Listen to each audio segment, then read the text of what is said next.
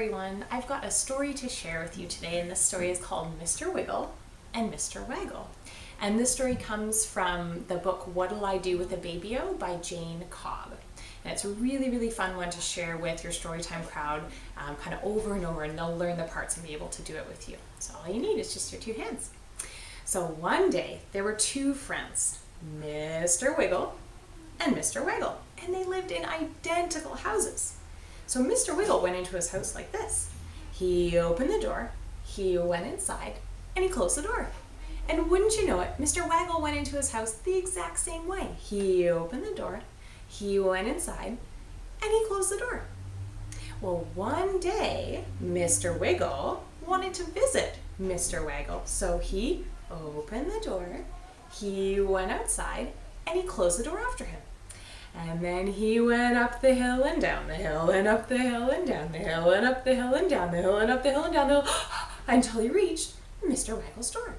And he knocked on the door. But there was no answer. So he said, "Oh, Mr. Waggle, are you home?" But there was no answer. So he went up the hill and down the hill and up the hill and down the hill and up the hill and down the hill and up the hill until he got to his own home, where he opened the door, he went inside, and he closed the door after him. Well, the very next day, Mr. Waggle decided he wanted to visit Mr. Wiggle. So he opened the door, he went outside, and he closed the door after him. And then he went up the hill and down the hill and up the hill and down the hill and up the hill and down the hill and up the hill and down the hill and up the until he got to Mr. Wiggle's house, where he knocked on the door. But there was no answer. So he called out, "Oh, Mr. Wiggle, are you home?" But there was no answer. So he went up the hill and down the hill and up the hill and down the hill and up the hill and down the hill and up the hill and down the hill until he got home, where he opened the door, he went inside, and he closed the door after him. Well, the very next day, Mr. Wiggle and Mr. Waggle decided to visit each other at the same time. So at the same time, they opened the doors, they went outside, and they closed the doors after them.